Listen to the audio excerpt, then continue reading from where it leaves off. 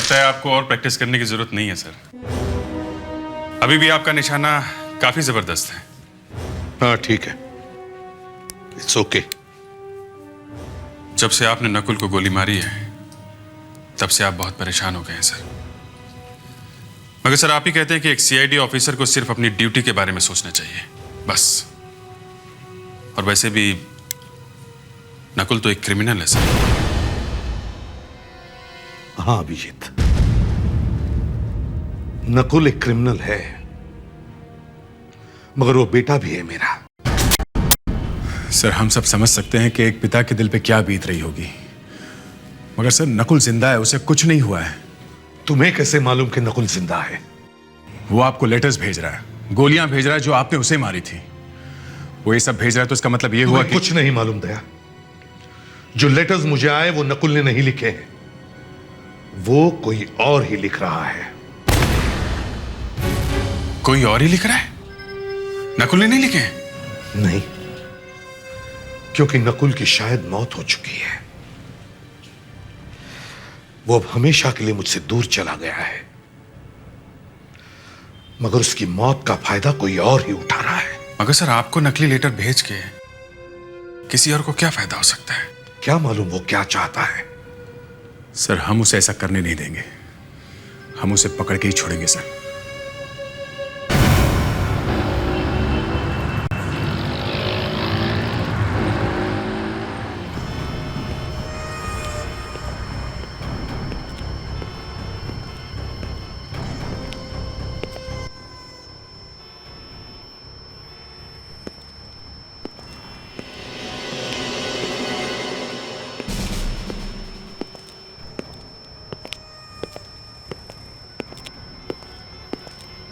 जूतों को देख के तो नहीं लगता ये औरत है।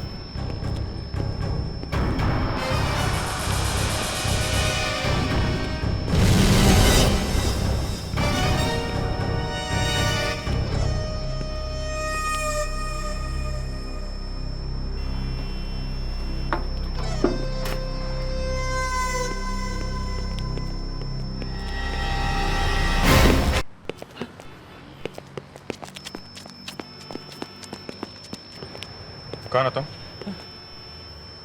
कौन हो तुम? सर मेरा नाम बैराग है, लेकिन मैंने कुछ नहीं किया सर, मुझे छोड़ दीजिए।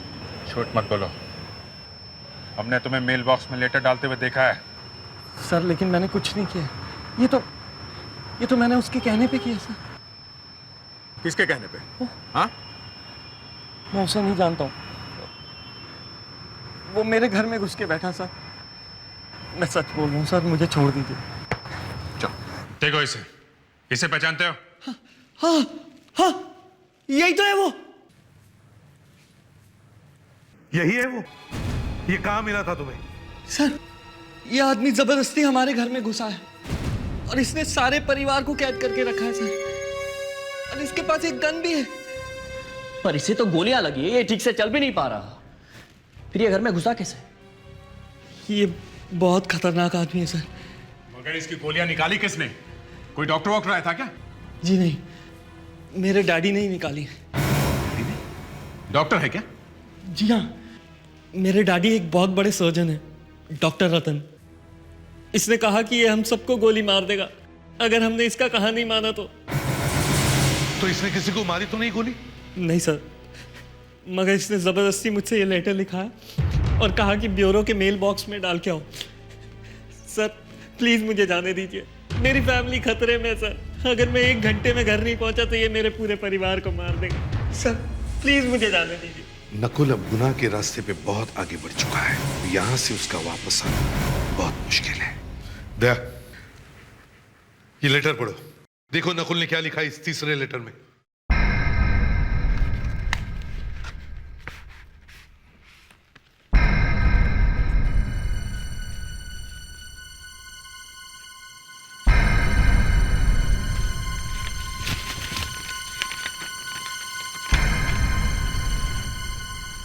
डैडी, आपने जो 3 गोलियां मुझे मारी थी उनमें से 2 तो मैं पहले आपको भेज चुका हूं।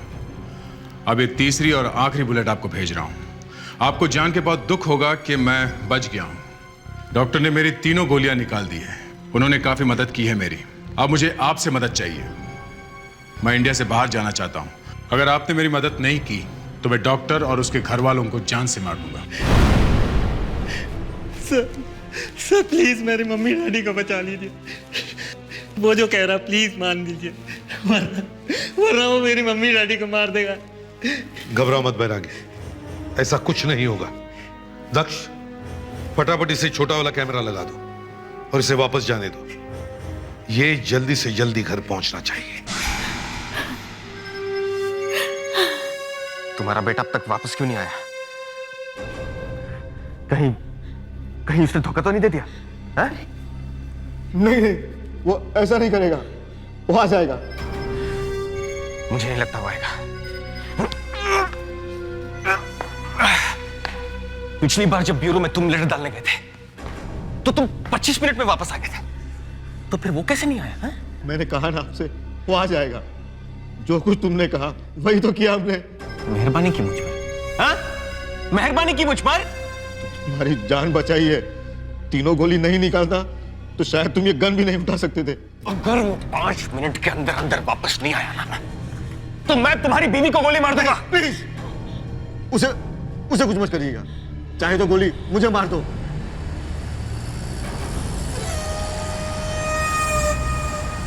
शायद बैराग आ गया है।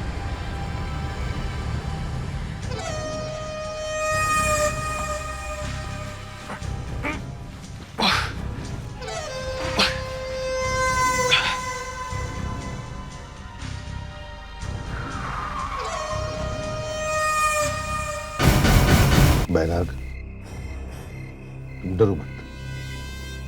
तुम्हारे घर के अंदर जो कुछ भी हो रहा है वो सब कुछ हमें यहां पता चल जाएगा। तुम्हें ये जो कैमरा लगाया गया है वो हमें सब कुछ दिखा देगा।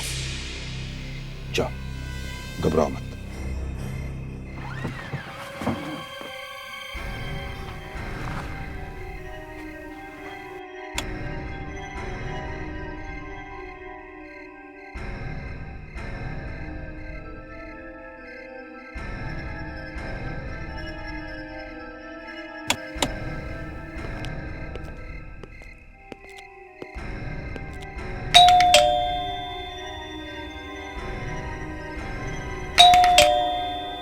ये खोल क्यों नहीं रहे? मम्मी, मम्मी, डैडी, कहां चले गए सब?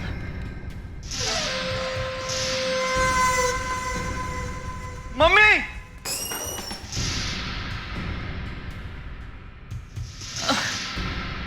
मम्मी, डैडी,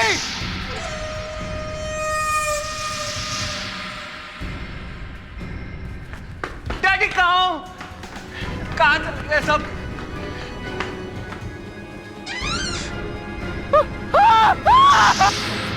माय गॉड, लगता है निकुल को पता चल गया हमारे आने का। मार दिया लगता है। Let's go.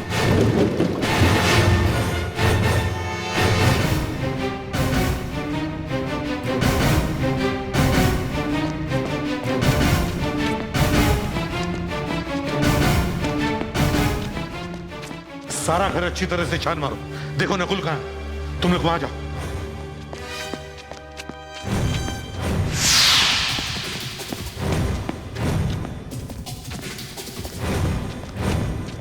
My God.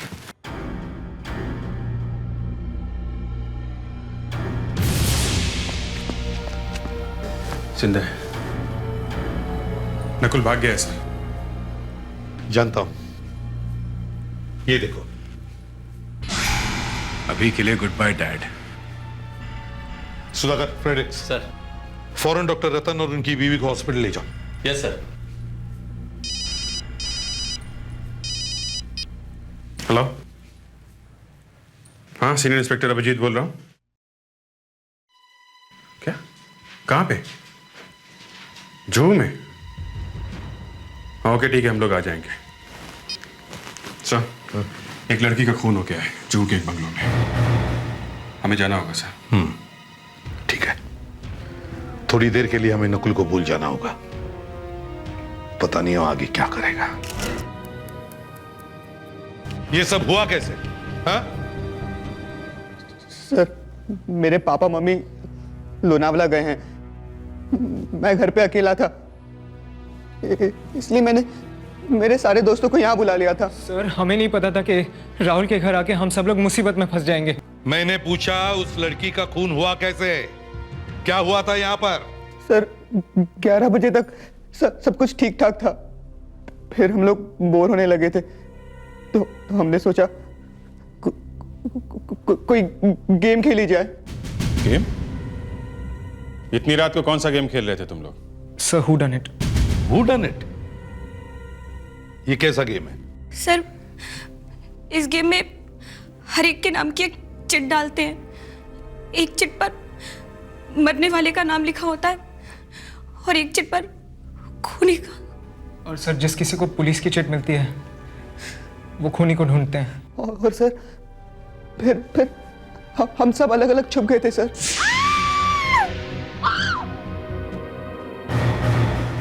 ये नैना क्यों चिल्लाई?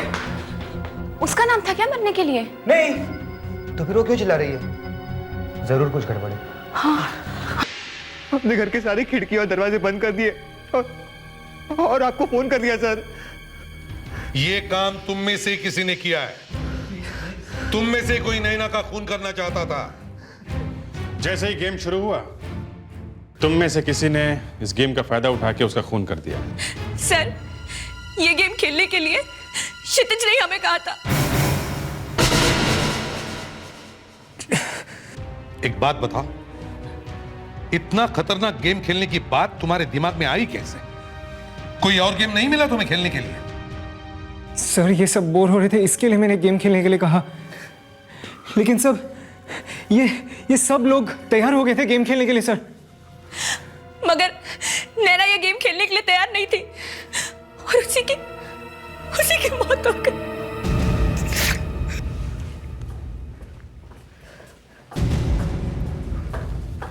जब नैना का खून हुआ, उस वक्त यहां पे सिर्फ तुम ही लोग थे ना? हाँ सर। बाहर वाला और कोई नहीं था? नहीं सर। मतलब साफ है, नैना का खून तुम में से किसी ने किया है। जल्दी बताओ, किसने मारा नैना को? बोलो, किसने किया खून? सर, हम लोगों ने कुछ नहीं किया सर। नहीं तो हम आपको फोन करके बुलाते क्यों सर? वो भी पता चल जाएगा। मैं स्निफर डॉग्स बुला रहा हूं, वो सूंघ के पहचान लेंगे कि तुम में से नैना का खून किसने किया है। सर, मुझे कुछ दिखाई दिया था। दिखाई दिया था? क्या दिखाई दिया था? जब मैं किचन में छुपा हुआ था तो अचानक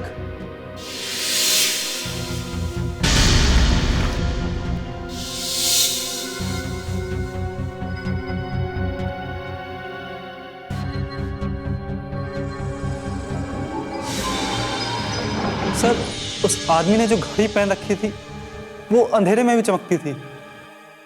अंधेरे में भी चमक रही थी, इसका मतलब है कि घड़ी में रेडियम था। हाँ सर। मकरंद, तुमने इतना कुछ देखा, वो आदमी तुम्हारी आंखों के सामने से चाकू लेके गया, तुमने शोर क्यों नहीं मचाया? उसके बारे में अपने दोस्तों को बताने की कोशिश क्यों नहीं की तुमने? सर, मुझे लगा कि वो हम में से ही कोई है जो गेम में खूनी बना है और एक्टिंग करने के लिए चाकू लेकर जा रहा होगा। तुम में से किसी की घड़ी में रेडियम लगा हुआ है? चलो अपनी अपनी घड़ियां दिखाओ।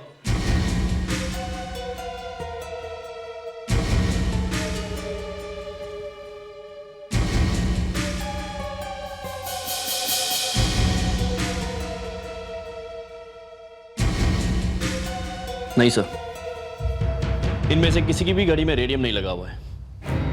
खूनी बहुत चालाक है, वो घड़ी उसने जरूर कहीं फेंक दी होगी। खूनी इनमें से ही कोई है और वो घड़ी भी यहीं कहीं होगी।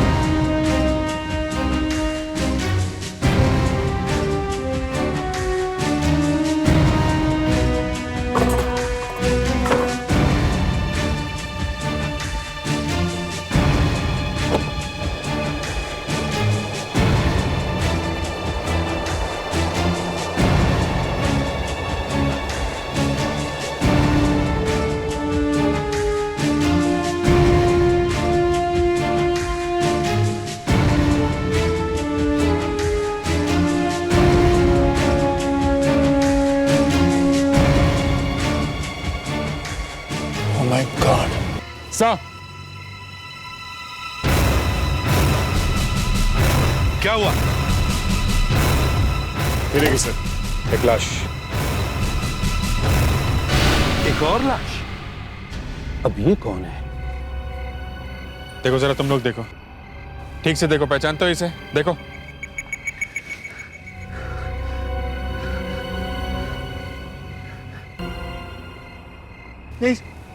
नहीं सर, हमने तो इसको कभी देखा ही नहीं सर। ये तो एक नया ट्विस्ट आ गया सर।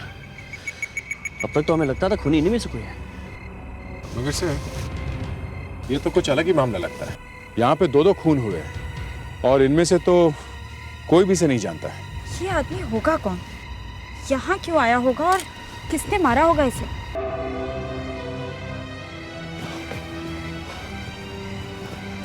राहुल, बेटे सब क्या हो गया? पापा, आई एम रियली सॉरी, ये सब मेरी गलती है। मुझे मेरे दोस्तों को यहाँ नहीं बुलाना चाहिए था।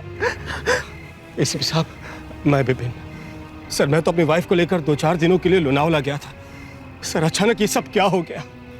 विपिन जी, जरा इस आदमी को देखिए। देखिए, क्या आप इसे पहचानते हैं क्या? देखिए। नहीं, मैंने इसे पहले कभी नहीं देखा। शायद आपकी वाइफ ने देखा हो। आप देखिए प्लीज जरा।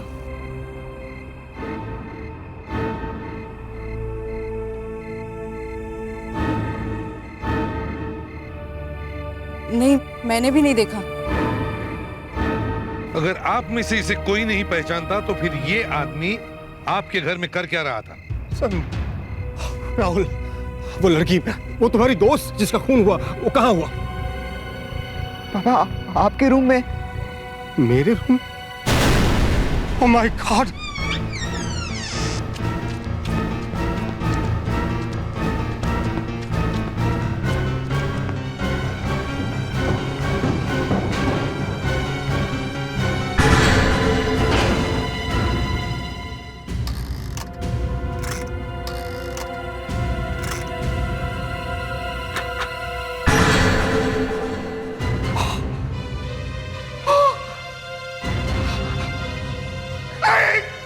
ऐसा नहीं हो सकता, ऐसा नहीं हो सकता। फाल्गुने! मेरा हीरो का बिजनेस है।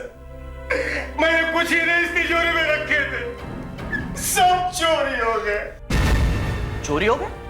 मैं लड़ गया, बर्बाद। अपने आप को संभालिए। एक लड़की का खून हो गया जो यहाँ अपने दोस्तों के साथ थी, और गाड़ी में एक ऐसे आदमी की लाश मिली है जिसे यहाँ कोई जानता नहीं, और फिर यहाँ से हीरे भी गायब है। कोई तिजोरी तोड़कर हीरे ले गया। समझ में नहीं आ रहा ये चक्कर क्या है। ये तीनों भी बातें एक दूसरे से मिल नहीं रही है। हेलो सर, मैं गीता बोल रही हूँ फोरेंसिक लैब से, डॉक्टर अंजलिका की असिस्टेंट। हाँ, बोलो गीता। सर, डॉक्टर अंजलिका ने कहा था कि यहाँ पर एक डेड बॉडी आने वाली है पोस्टमार्टम के लिए, मगर मैं पिछले 2 घंटे से यहाँ पर इंतजार कर रही हूँ। अभी तक तो यहाँ पर कोई लाश नहीं पहुँची। मगर एम्बुलेंस तो यहाँ से बहुत पहले निकल चुकी है, अब तक पहुंची कैसे नहीं? ठीक है, तुम वही रहो, मैं तुम्हें बाद में फोन करता हूँ। ओके, चलो। हाँ सर, एम्बुलेंस अभी तक फॉरेंसिक लैब नहीं पहुंची। क्या? एम्बुलेंस पहुंची नहीं? तो फिर गई कहां? क्या हुआ भाई? क्या हुआ?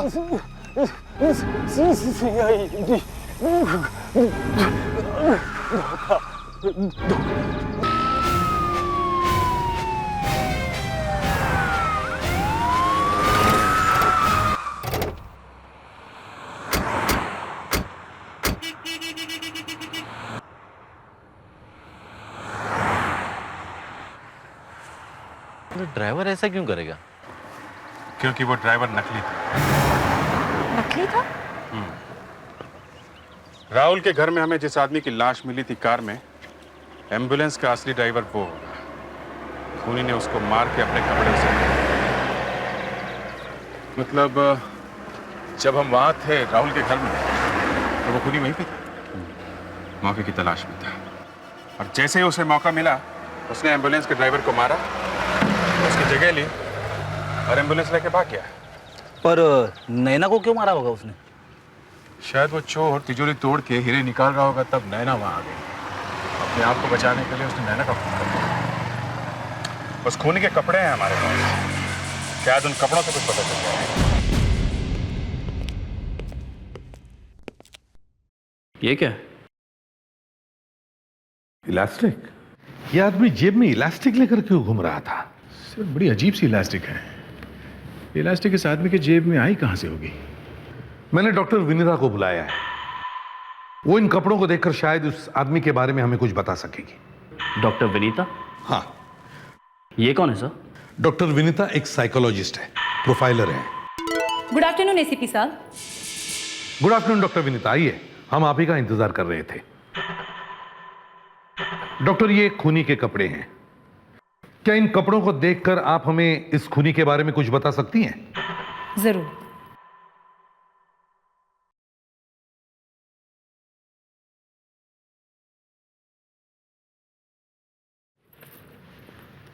डॉक्टर, क्या सिर्फ इन कपड़ों को देखकर आप खूनी के बारे में सब कुछ बता सकती हैं? सब कुछ तो नहीं, लेकिन बहुत कुछ बता सकती हूँ। ये कोई एस्ट्रोलॉजी है क्या? नहीं नहीं, ये एक साइंस है।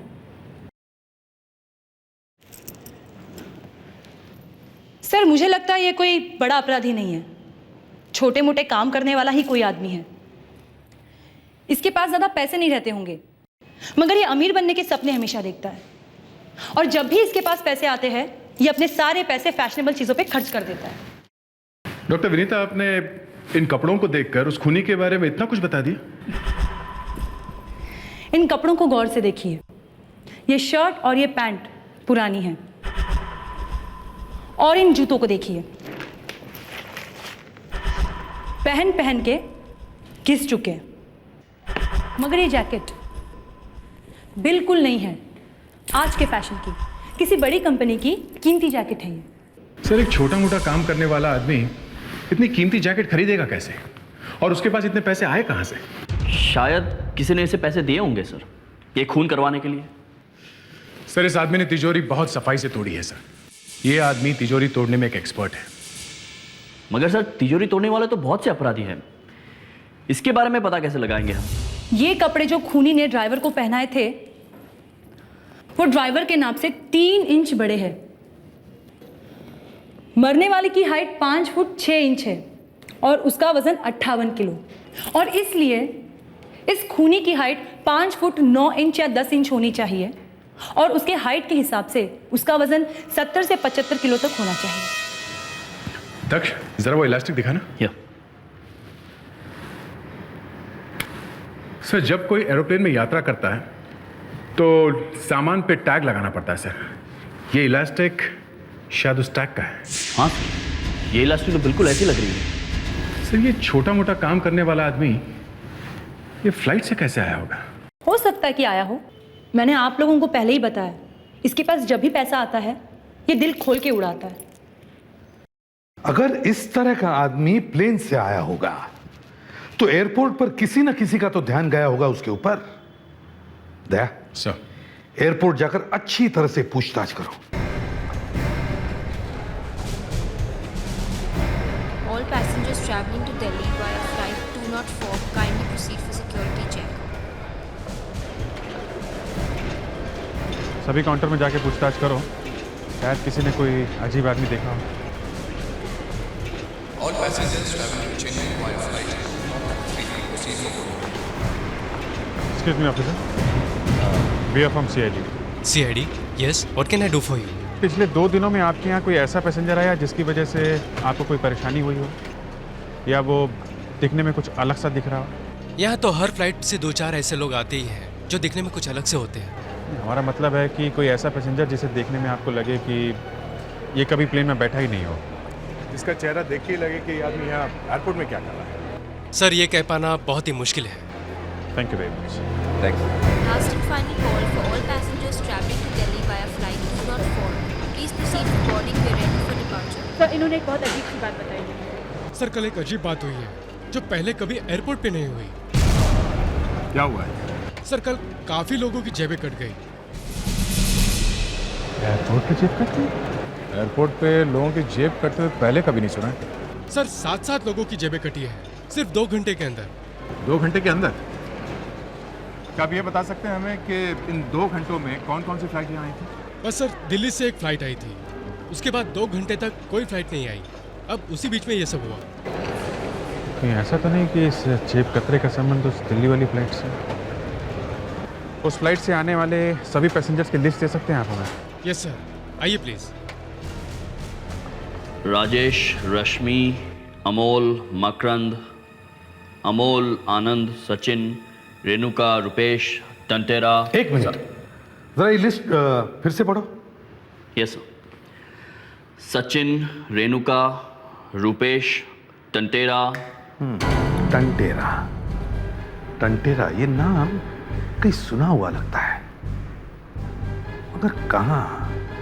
टंटेरा। सर, ये टंटेरा कहीं वो केके तो नहीं है? हाँ, हो सकता है। वही केके सर जो पहले पॉकेट मारता था और बाद में बड़े बड़े अपराध करने लगा। और आजकल सेफ तोड़ने में एक्सपर्ट हो गया है। सेफ तोड़ने में? हाँ। सर, वो विपिन जी के यहाँ जो हीरो की चोरी हुई है, वो कहीं इस केके ने तो नहीं की होगी? हाँ, हो सकता है उसने किया हो सर। सर, दिल्ली जाते जाते एयरपोर्ट में उस आदमी ने 4-5 लोगों की पॉकेट काट दी।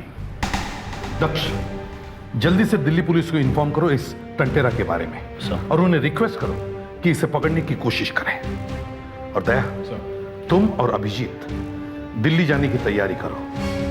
देखें तो सही, ये टंटेरा कहीं वही केके तो नहीं?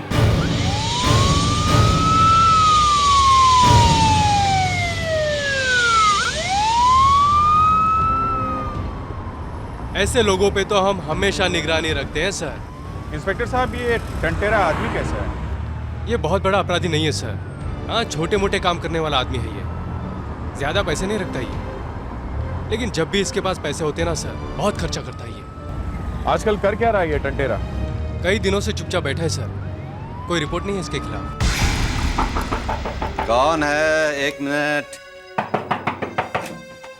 हाँ? CID Mumbai. CID Mumbai? Sparkle jewellers के मालिक के घर में एक बहुत बड़ी चोरी हो गई है। कई करोड़ों के हीरे गायब हो गए हैं। साहब, मुझे उन हीरो के बारे में कुछ नहीं मालूम। मैंने उनके बारे में सुना भी नहीं है। 2 दिन पहले तुम मुंबई में क्या कर रहे थे? 2 दिन पहले? हाँ साहब, मैं मुंबई घूमने गया था। अच्छा, कहाँ ठहरे थे तुम? होटल सिटी इन में साहब। Hotel city? ओके। अच्छा, तो मुंबई गए कैसे थे? प्लेन से गए थे ना? हाँ हाँ साहब। गुड। और टिकट कैसे खरीदा था तुमने? कैश दे करके। कहाँ से खरीदा था? दिल्ली एयरपोर्ट से। दिल्ली एयरपोर्ट से टिकट खरीदा था या ये टिकट मुंबई से किसी ने भेजा था तुम्हें? हाँ, क्या बात कर रहे हैं साहब आप? जल्दी बताओ, किसने भेजा था वो टिकट तुम्हें? हैं? साहब, मैं उस आदमी को नहीं जानता। हमारे पास टाइम नहीं है, पहले भी कह दिया हूँ। झूठ नहीं बोलना, समझे? किसी ने तुम्हें वो टिकट भेजा था ना? हाँ साहब। किसने? साहब, मैं उस आदमी को नहीं जानता। उसने मुझे फोन किया था, कहा कुछ काम है, तुम मुंबई आ जाओ। क्या काम? ये स्पार्कल ज्वेलर्स है ना सर, उसके यहाँ चोरी करनी थी। और वो आदमी कौन था अभी तक तुमने बताया नहीं? साहब, उस आदमी ने अपने बारे में मुझे कुछ नहीं बताया। मैं सिर्फ 5 मिनट के लिए उससे मिला था मुंबई के उस होटल में। तो तुम उस आदमी को बिल्कुल नहीं जानते हैं? और फिर भी उसके लिए काम करने के लिए तैयार हो गया? हमारे बिजनेस में ऐसा ही होता है साहब। लड़की का खून किसने किया था?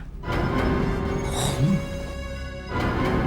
नहीं साहब, मुझे कुछ नहीं मालूम। ठीक है, तुम हमारे साथ मुंबई चलो। चल के वो होटल दिखाओ जहां तुम ठहरे थे और उस आदमी से मिले थे। ठीक है, चलो। हाँ साहब, यही रुको, यही।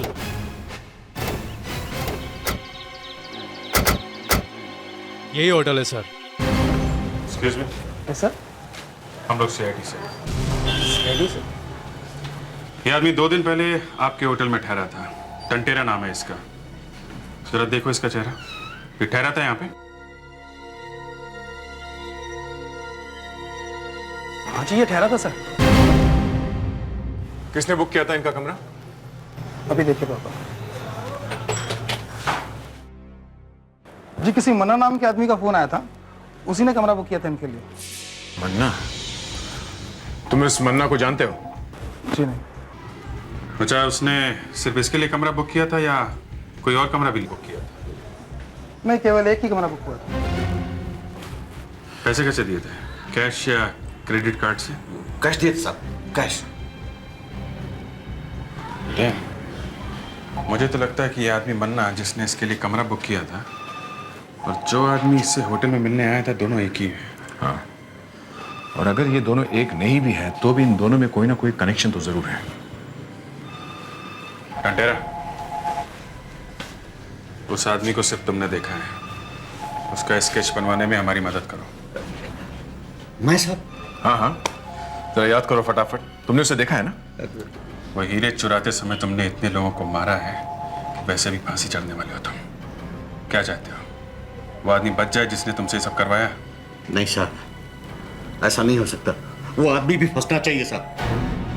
साहब, मुझे चाहे जो भी सजा दिलवा देना साहब, लेकिन मुझे फांसी में बचलवा दो। मुझे मरने से बहुत डर लगता है साहब। सर, उसको दाढ़ी मूंछ थी। ये देखिए, ऐसी? हाँ, लेकिन दाढ़ी थोड़ी घनी थी और मूंछें पतली थी। हाँ हाँ, ऐसी ऐसी। आंखें, आंखें कैसी थी? आंखें नहीं नहीं नहीं, बड़ी थी। हाँ, और भौरें थोड़ी मोटी और लंबी थी। नहीं। हाँ। नाक? नाक उसकी मोटी थी और वो नहीं। नहीं, नुकीली थी, नुकीली थी। ऐसी? हाँ, ऐसी। होठ कैसे थे? होठ पतले थे, पतले। नहीं नहीं। हाँ, लेकिन इतना लंबा चेहरा नहीं था। चेहरा गोल गोल था थोड़ा सा। है ऐसा ही कुछ? सर, एकदम तो नहीं, लेकिन बहुत कुछ मिलता जुलता है। ये तो कोई नया ही आदमी है। सर, ये किसी ऐसे आदमी का काम है जिसे मालूम था कि विपिन जी के तिजोरी में हीरे रखे हुए हैं, करोड़ों के। सर, इस आदमी का जरूर विपिन जी के घर में बहुत ही आना जाना रहता होगा।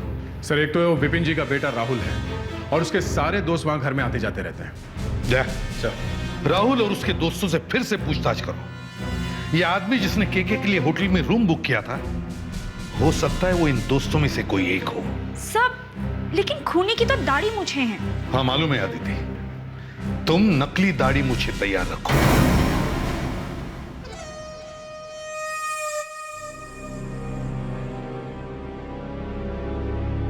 एसीपी साहब, आप हीरे तो ढूंढ नहीं सके, बस दाढ़ी और मूछें लेकर निकल पड़े हो। केके, देखो इनमें से कोई मन्ना है क्या जो तुम्हें होटल में मिला था? जी सर। ध्यान से देखो।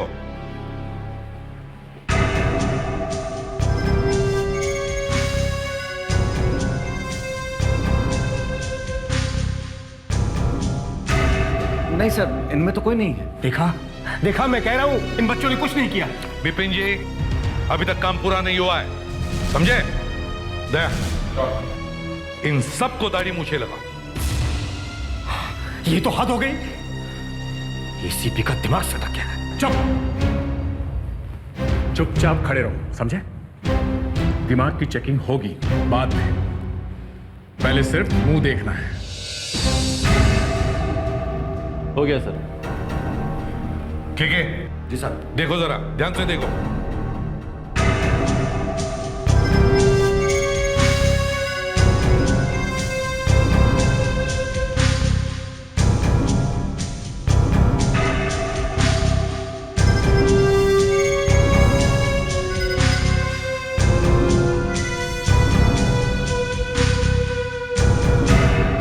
नहीं साहब, इनमें तो कोई नहीं है। आप करो दिमाग की चेकिंग, सबसे पहले एसीपी के। वाकई मेरा दिमाग घूम गया है, समझ में नहीं आ रहा है हुआ क्या है। समझ में आने के लिए मेहनत करनी पड़ती है। खूनी पेड़ पर नहीं लगते जब चाह तोड़ लिया। और बेवकूफों को समझ में नहीं आता डिटेक्शन की चिड़िया का नाम। दया सर, बिपिन जी को दाढ़ी मूछें लगाओ। ये क्या कह रहे हैं आप? हाँ। क्या करूं, रोना आता है आप लोगों की किस्मत पर। डंडा लेकर अकल के पीछे भाग रहे हैं आप लोग। आप अगर अपना मुंह बंद करेंगे तो मैं इस खूबसूरत चेहरे पे ये दाढ़ी और मूछ लगा दूं। हाँ?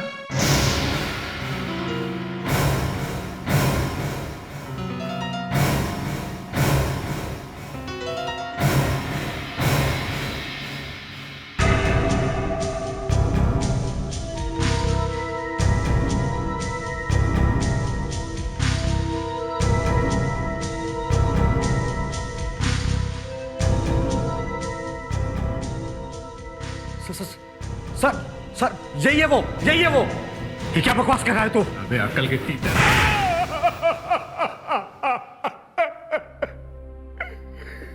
मेरा बिजनेस बर्बाद हो गया था। मैंने एक प्लान बनाया, केके को दिल्ली से बुलाया घर में चोरी करने के लिए, और हम लोग घर छोड़कर चले गए। मगर तुम्हारे बेटे ने सब गड़बड़ कर दिया।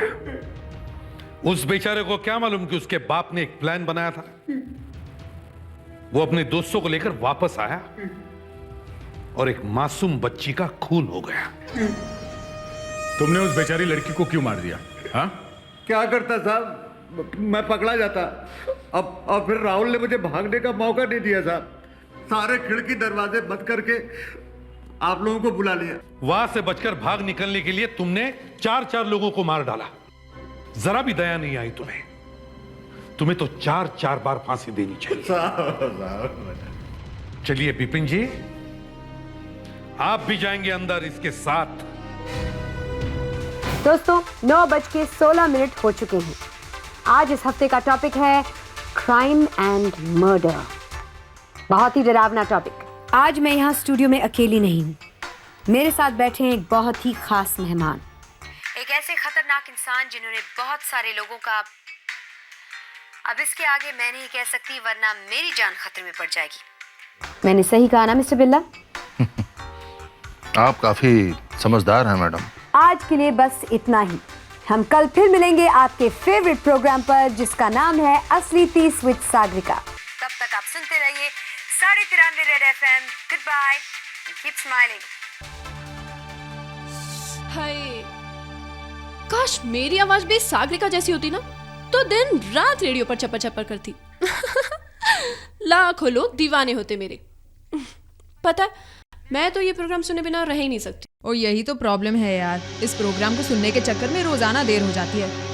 अच्छा चल, बहुत देर हो रही है। नहीं फिर आप चलिए, मुझे तो अभी आधा घंटा और लग जाएगा। Okay bye bye. मैडम, आपको प्रिंसिपल मैडम ने बुलाया है। प्रिंसिपल मैडम ने? लेकिन अभी तो 9:30 बजे है ना। मैडम है अब तक? हाँ है ना, आपको जल्दी बुलाया है। ठीक है।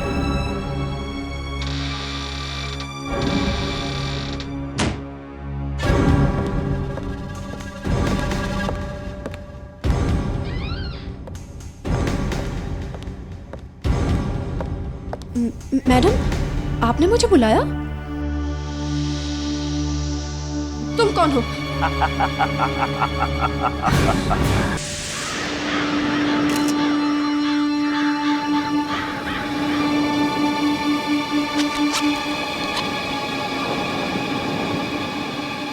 से एक आई कार्ड है। इस लड़की का नाम प्रेरणा है, ग्रेड स्कूल में लाइब्रेरियन थी।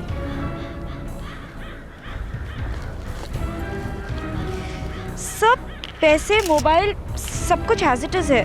किसी ने पर्स को हाथ तक नहीं लगाया।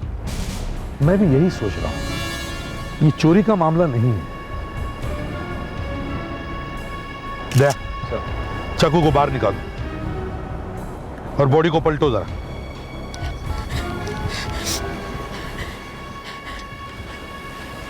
हेलो तन्वी, पता क्या हुआ? मैं यहाँ बीच पर हूँ, यहाँ पे एक लाश पड़ी है। हाँ, मैं जॉगिंग करते हुए आई और एक भीड़ लगी हुई थी। हाँ हाँ, लाश मेरी आंखों के सामने है। मर्डर। मर्डर के बारे में बात करना कितना आसान होता है, लेकिन जब आंखों के सामने दिखाई देता है ना मर्डर। सर, ये चाकू पूरे 5 इंच अंदर घुसा हुआ था। पहले खून किया, फिर ये 2 लिखा। लेकिन ये लिखा क्यों होगा? आदिति, कई बार खूनी लोगों में डर पैदा करने के लिए ऐसा काम करते हैं। सर, ये लड़की का मोबाइल फोन, इस पर 16 मिस कॉल्स है। 16 मिस्ड कॉल्स? हाँ सर, ये कल रात 9:30 से 10 बजे के बीच किसी शेखर नाम के आदमी ने सारे फोन किए। इसका मतलब है शेखर इस लड़की से कोई बहुत जरूरी बात करना चाहता था। ये क्या हो गया तुम्हें? प्रेरणा, प्रेरणा, मैं बार बार इसे फोन कर रहा था लेकिन इसने फोन उठाया ही नहीं। मुझे क्या मालूम था कि इसका खून हो गया है। प्रेरणा, शेखर अपने आप को संभालो, हमारी मदद करो खूनी को पकड़ने में। आप लोग पकड़ सकते हैं खूनी को? आप लोग पकड़ सकते हैं खूनी को? बोलो। अगर आप लोग पकड़ सकते हैं खूनी को तो मैं बताऊंगा कि इसका खून किसने किया है। तुम जानते हो कौन है वो? मेरी उससे सिर्फ फोन पे बात हुई थी। क्या नंबर क्या है? नंबर तो मुझे नहीं पता सर, लेकिन जब मैंने रात को फोन किया था तो एक आदमी ने फोन उठाया था। उसने मुझसे कहा था कि प्रेरणा चली गई, ऊपर चली गई। स्कूल में रात को फोन उठाया? सर हो सकता है ये आदमी वहीं स्कूल में ही काम करता हो। शेखर, अगर वो आदमी वापस तुम्हारे साथ बात करे तो क्या तुम उसकी आवाज पहचान सकते हो? Yes sir. कल रात उस आदमी ने जो कुछ भी तुमसे फोन पे कहा था वो हमने इन लोगों को लिख के दिया। ये लोग अभी फोन करेंगे, ठीक है?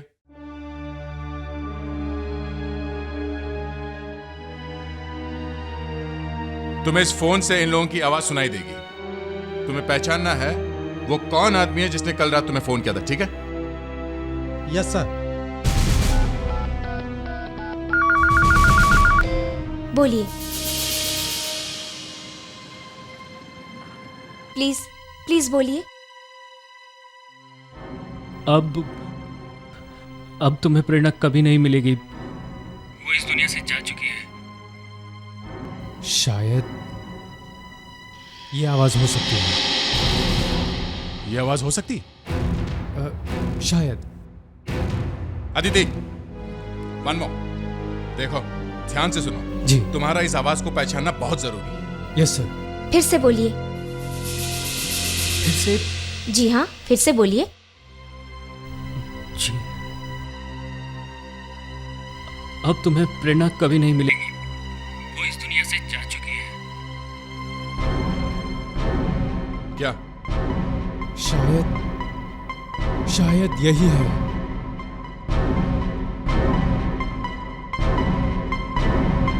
नहीं, शायद ये आवाज नहीं है। नेक्स्ट। आइए, आप इस तरफ आइए।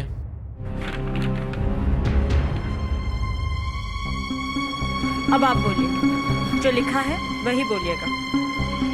अब तुम्हें प्रेरणा कभी नहीं मिलेगी, वो इस दुनिया से जा चुकी है।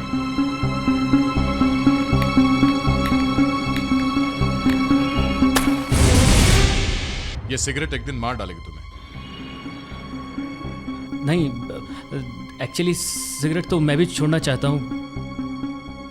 वो दरअसल जब बहुत ज्यादा टेंशन होती है या बार में जाता हूँ बस। बार में? तुम बार में भी जाते हो? हाँ? बाहर नहीं सर, नहीं सर। चलो सर चलो। सर ये क्या कर रहे हैं सर आप? सर आप मुझे कहाँ लेकर जा रहे हैं? मैं आपको सर ये आप क्या कर रहे हैं? ये आदमी हमसे कोई बात छुपा रहा है। सर लेकिन जो पूछना है यही पूछिए ना, वहाँ दूर ले जाने की क्या जरूरत है? ये सबके सामने मुंह खोलने वाला नहीं। चल दया, कहाँ ले जा रहे हो उसे? छोड़ दो उसे। सर ये आदमी अभी बता देगा सर। दया, पिछली बार जब तुमने किसी से पूछताछ की थी, पता है तुमने क्या किया था? सर मैं प्रॉमिस करता हूँ मेरे हाथों से किसी की जान नहीं जाएगी। चलो। सर मैं आपको सब कुछ सच बताता हूँ सर। उसने मुझे धमकी दी थी कि मैं अपना मुंह ना खोलूं। मैंने उसे देख लिया था। कहाँ देख लिया? बार में। बार में? प्रेरणा बार में जाती थी? वो बार डांसर थी सर।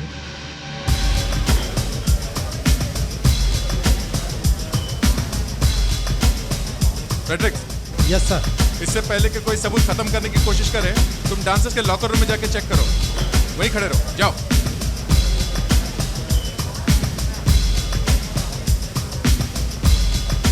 हाँ, यही प्रेरणा है। यहाँ काम करती थी, आती थी यहाँ डांस करने, मगर हमें मालूम नहीं था कि वो एक लाइब्रेरियन थी। मैनेजर साहब, डांस बार में तो कई बार झगड़ा हो जाता है, तो प्रेरणा की कभी किसी के साथ कोई बहस वगैरह तो नहीं हुई थी? कोई कस्टमर उसके पीछे पड़ गया हो? नहीं, ऐसा कभी कुछ नहीं हुआ। अच्छा, ये डांसर जो यहाँ आती है, ये अपना सामान कहाँ रखती है? आइए मैं दिखाता हूँ, आइए। हर लड़की को एक एक लॉकर दिया गया है।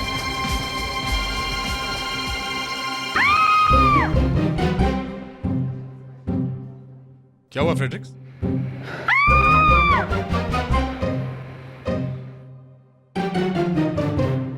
अरे कमरे में आने से पहले सोचना तो चाहिए। मैंने सॉरी बोला ना। What sorry? सर मुझे कैसे पता चलता कि कमरे में कोई है? It's okay. अंदर और कोई है? ठीक है, आइए।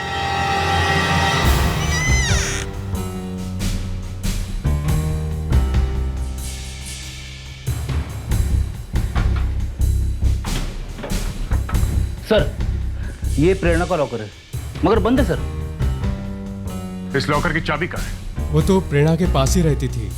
ओह, सुधाकर लॉकर तोड़ दो। Okay sir.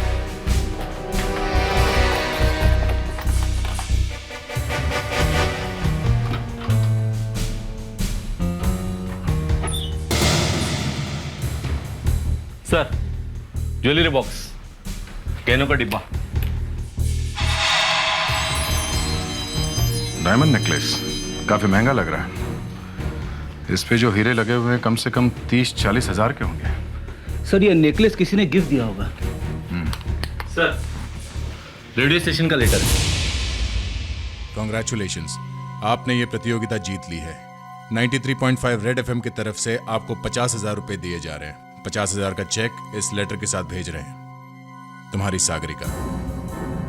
50,000 का इनाम, डांस बार, ये नेकलेस,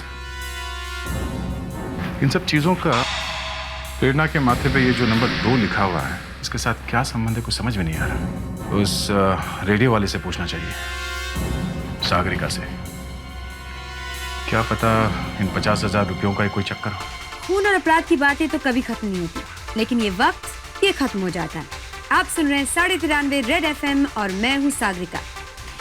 अब जाने का वक्त आ गया, लेकिन जाने से पहले एक बहुत जरूरी बात है जो मैं आप सबको बताना चाहती हूँ। कल यानी कि 5 मार्च शाम 8 बजे देखना ना भूले सोनी एंटरटेनमेंट टेलीविजन पर इंडियन आइडल का ग्रैंड फिनाले। इंडियन आइडल के बारे में तो भूल ही गया। एक काम करता हूँ, वोट कर देते अभी। किसको वोट करेंगे, अभिजीत को या अमित को? सर आप दोनों को वोट दे दे यार। मेरे हिसाब से तो दोनों ही इंडियन आइडल बनने लायक है। दोस्तों जाने से पहले मेरे पास आपके लिए एक बहुत बड़ा सरप्राइज है। एक डैशिंग ऑफिसर है जिसके आप सब दीवाने हैं। इनफैक्ट वो इस वक्त मेरे सामने खड़े हैं। CID inspector Daya.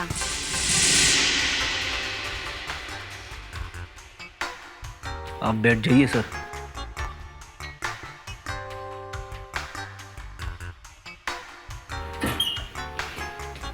Thank you inspector दया।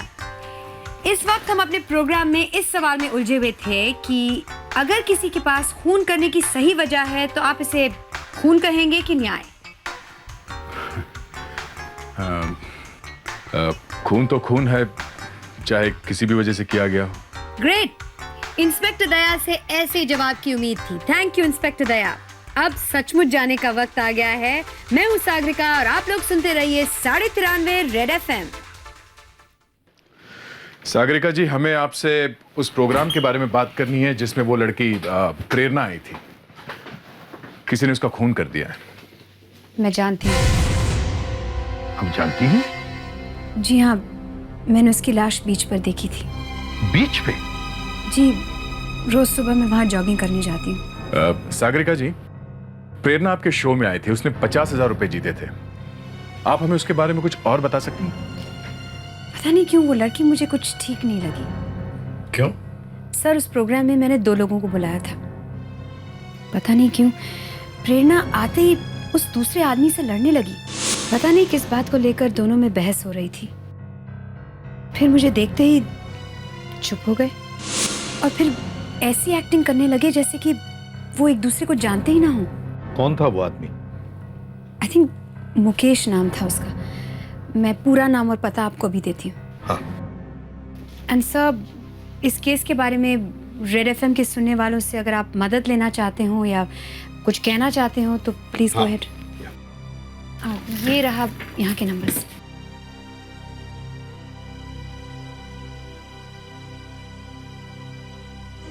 साढ़े 93 रेड एफएम के सभी सुनने वालों को एसीपी प्रद्युमन का नमस्कार। आप सब ने प्रेरणा मर्डर केस के बारे में सुना ही होगा। अगर इस केस के बारे में या खूनी के बारे में आपको कुछ पता चले तो हमें इस नंबर पर इंफॉर्म कीजिए। नंबर है 22842255। I repeat 22842255। Thank you. सब ये है मुकेश का पूरा नाम और एड्रेस। दरवाजा खोलो मुकेश।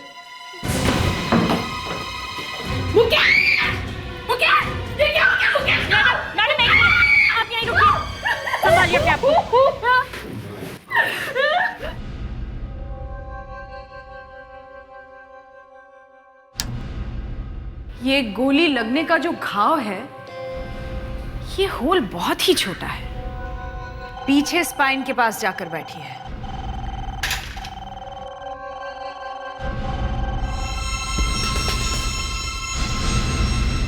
बहुत ही अजीब तरह की बुलेट है ये। कितनी पतली है, एकदम एक नेल जैसी लग रही है, कील जैसी। डॉक्टर अंजलिका, ये बुलेट है या कुछ और है? सर, ये है तो एक बुलेट ही, .11 कैलिबर की। .11 कैलिबर की बुलेट? डॉक्टर अंजलिका, मुझे कुछ थोड़ा थोड़ा सा याद आ रहा है। पहले भी किसी केस में इस तरह की .11 कैलिबर की बुलेट मिली थी। हाँ, मुझे भी कुछ थोड़ा थोड़ा याद आ रहा है। किस केस में देखी थी ये?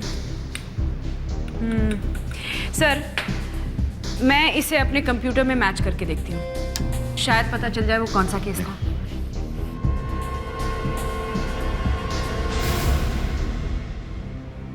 सर, आपकी याददाश्त की दाद देनी पड़ेगी। 8 साल पुराना एक केस है जिसमें इस तरह की गोली मिली थी। 97 का केस है। खानापुर रोड पर बहुत सारा खून पड़ा हुआ मिला था और वहीं पर इस तरह की एक बुलेट पड़ी हुई मिली थी, मगर वो गोली चली हुई नहीं थी। और सर, लाश भी गायब थी। इनफैक्ट लाश कभी मिली ही नहीं। वो केस अभी भी वैसा का वैसा पड़ा है। 8 साल पहले का केस है ये केस स्पेशल ब्यूरो को देना होगा। इंस्पेक्टर दक्ष को ये केस लेकर वहां भेजना होगा।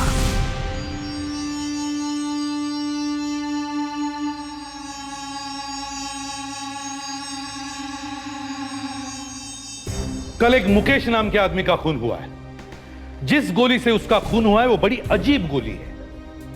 वो एक बहुत ही छोटी सी गोली है, 0.11 मिलीमीटर की। जब हमने रिकॉर्ड्स चेक किए तो पता चला कि 1997 में भी एक खून हुआ था। वहां जमीन पर पड़े खून में से एक ऐसी ही बुलेट मिली थी।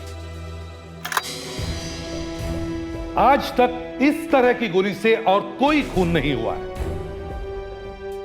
इन दोनों केसेस का आपस में कुछ कनेक्शन है। मैं कमेंट सर,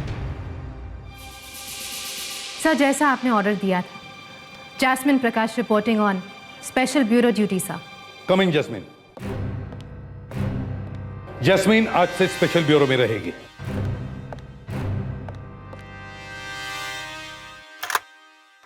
ये इस चेहरे पर नंबर 3 क्यों लिखा हुआ है? यही तो हमें ढूंढना है कि ये हो क्या रहा है। कौन है ये खूनी जो खून करने के बाद फोरहेड पर नंबर लिखता है? 2 मिला है, 3 मिला है।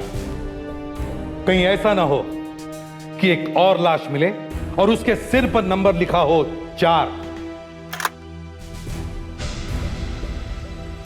तुम्हें इस खाली चेहरे में चेहरा भरना होगा। इस खाली चेहरे में खूनी का चेहरा लगाकर दो मुझे आजाद शत्रु। तुम सबको इस खूनी को ढूंढना होगा। शायद ये वही खूनी है जिसने 97 में भी खून किया था और वो आज भी कर रहा है। इस केस में इंस्पेक्टर दक्ष तुम लोगों के साथ रहेंगे। इस खाली चेहरे पर खूनी का नाम लिखकर दो आजाद शत्रु।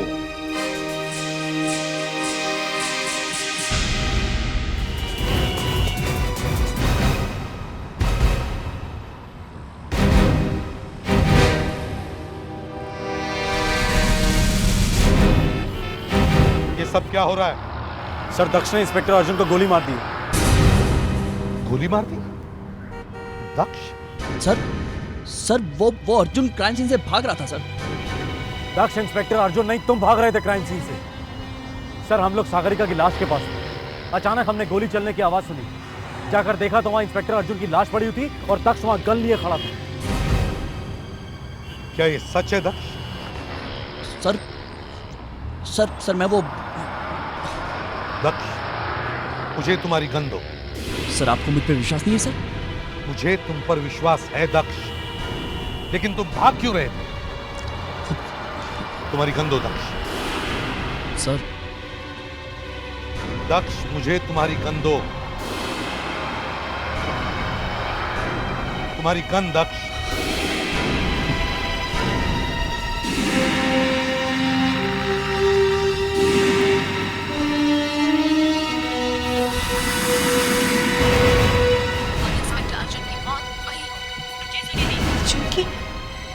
मौत हो गई। अक्षय, अक्षय जल्दी आ बेटा। क्या बात है मम्मी? अक्षय देखो टीवी में क्या कह रहे हैं, कह रहे हैं कि अर्जुन की मौत हो गई।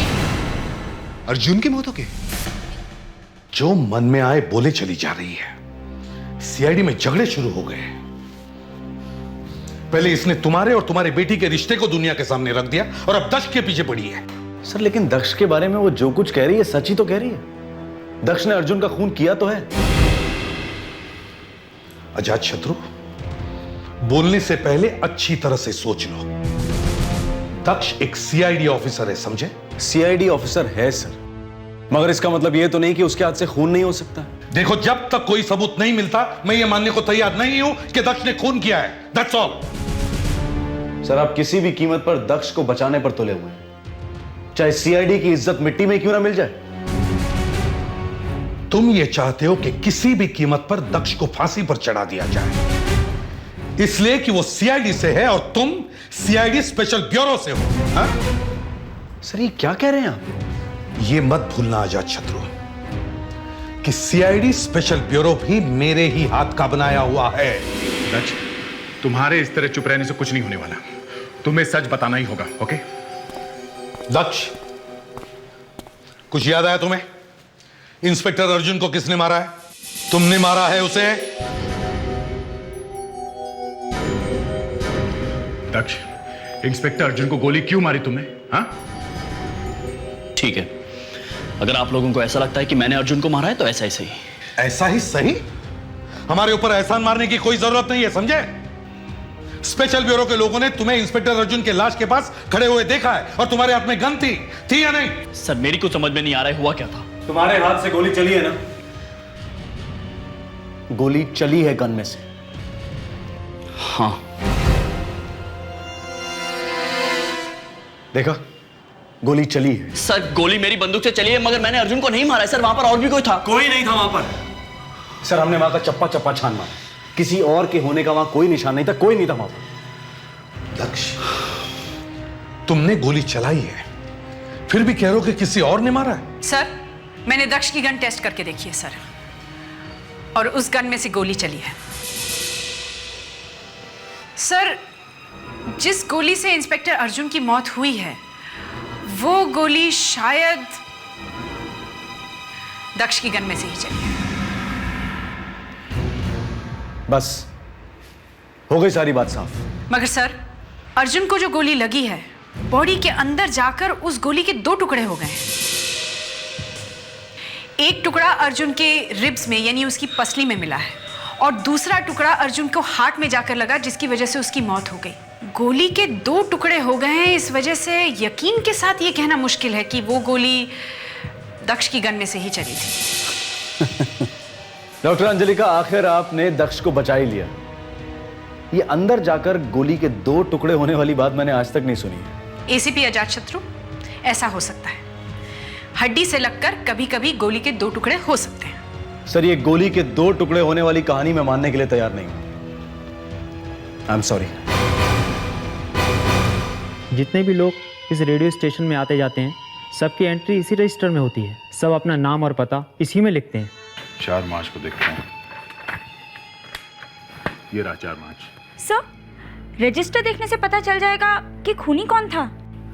खूनी यहां सागरिका से मिलने इसी रास्ते से आया होगा, मगर खून करने के बाद वो किसी और रास्ते से भागा है। मतलब उसके अंदर आने का रिकॉर्ड तो इस रजिस्टर में होगा, मगर बाहर जाने के बारे में कुछ लिखा नहीं होगा। देखो जरा, ऐसे कितने लोग हैं जिनके आने की एंट्री है मगर बाहर जाने के बारे में कुछ नहीं लिखा है। सूर्या, मंगेश, संजय और सर ये नाम समझ में नहीं आ रहा क्या लिखा है सर। फौज ऐसे कुछ लिखा है। और सर अर्जुन का नाम उसके बाद में लिखा हुआ है। जरा ये नाम देखो, तुम्हें याद है ये नाम किसने लिखा था? हाँ, शायद ये आदमी सागरिका मैडम के पास आया था। सागरिका मैडम जो प्रोग्राम करती हैं उसमें 50,000 रुपये इनाम मिलते हैं और इसी आदमी ने 50,000 रुपये का इनाम जीता। तो फिर ये वही प्रोग्राम होगा जिसमें प्रेरणा, मुकेश और जगत गए थे। सर इस प्रोग्राम में 4 लोग आए थे, 2 तो मर गए, 2 जिंदा हैं। उनमें से एक तो ये जगत है जो हमारी कस्टडी में है, और वो दूसरा आदमी जो जिंदा है वो यही होगा।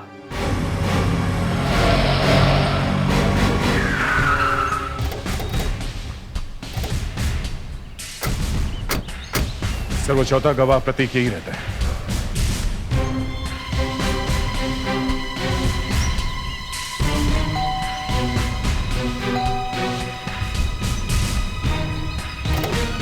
चल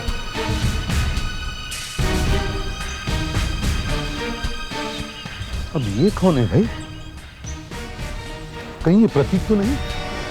सर सागरिका ने कहा खूनी कोई लंबे बाल वाला है। समझ में नहीं आ रहा है हो क्या रहा है। सागरिका बदला लेने के लिए सभी गवाहों को एक एक करके मार रही थी, मगर सागरिका तो खुद मर चुकी है और फिर भी और एक गवाह का खून हो गया है। किसने मारा होगा इसे? और जो ये खून कर रहा था वो खुद मर चुकी है, और जिसने सागरिका का खून किया अब वो भी मर चुका है। पर आप ये कैसे कह सकती हैं कि इसने ही सागरिका को मारा है? जो गोली सागरिका के शरीर में से मिली है वो गोली इसी गन में से चली,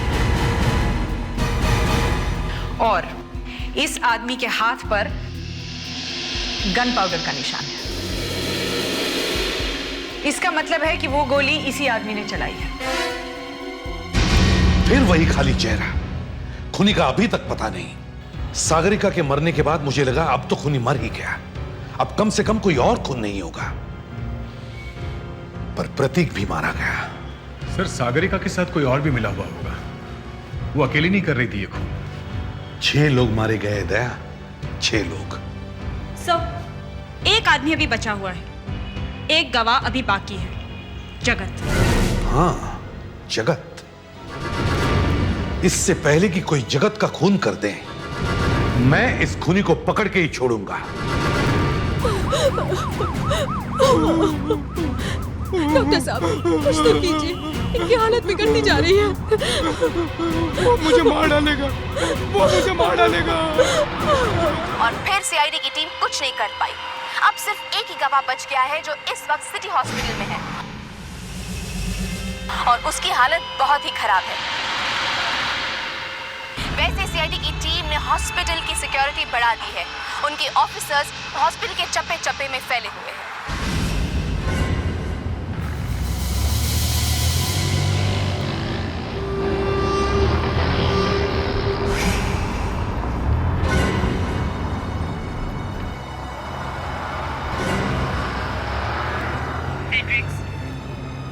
हाँ मैडम।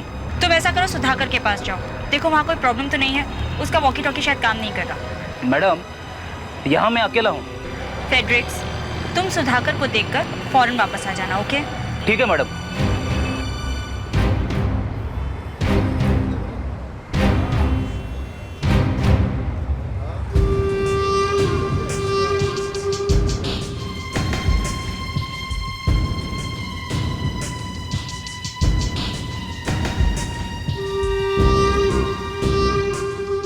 हाँ दीदी। कहाँ पे? ऊपर? ठीक है, ओके।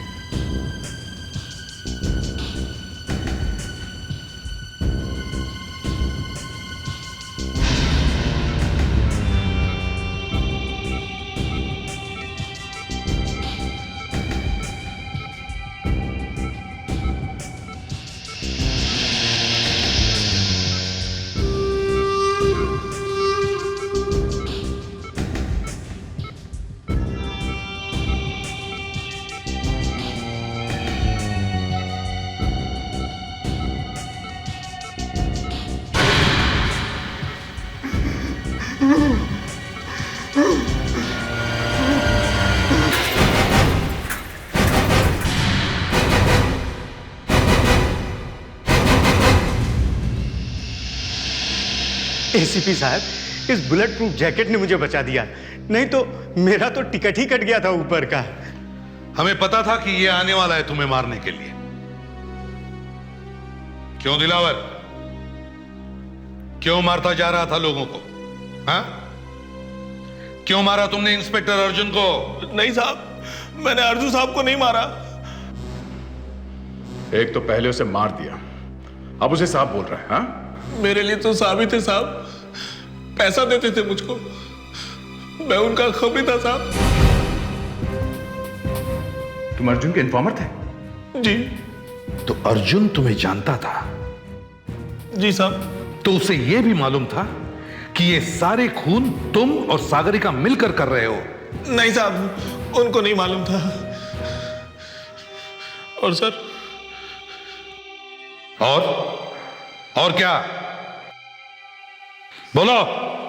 सागरिका और अर्जुन आपस में दोस्त थे, सागरिका उनकी गर्लफ्रेंड थी सर। क्या?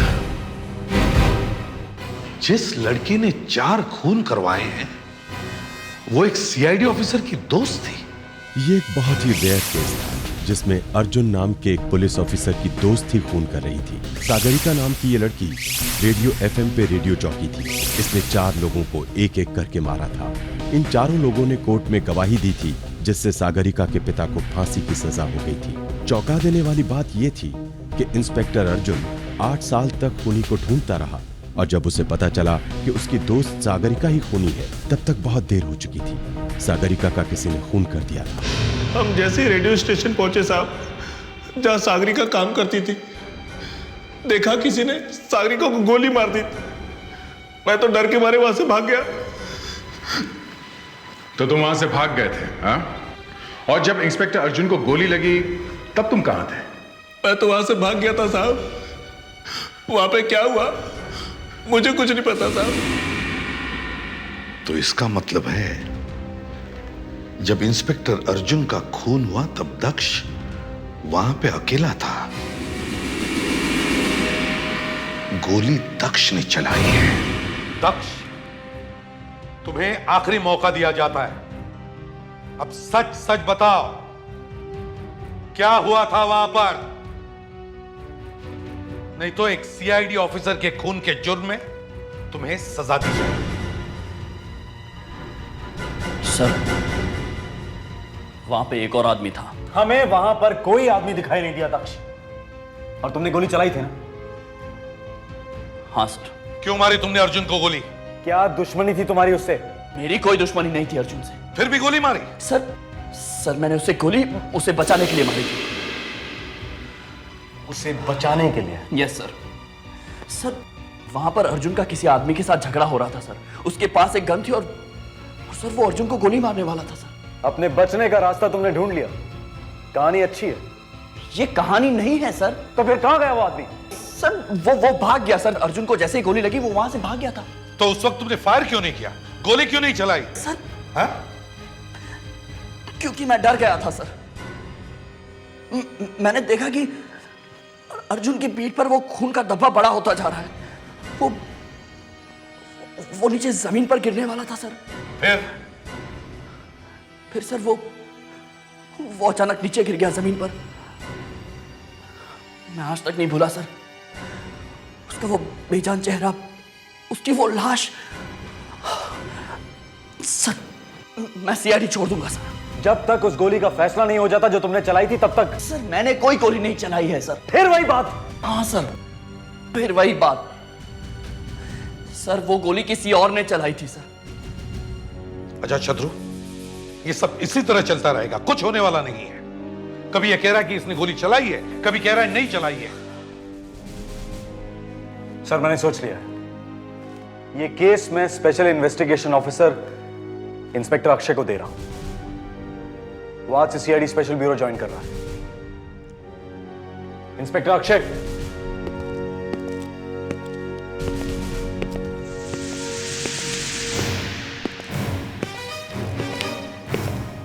Inspector Akshay reporting sir.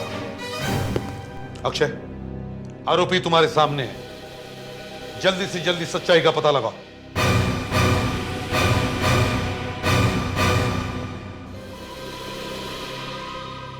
Yes sir.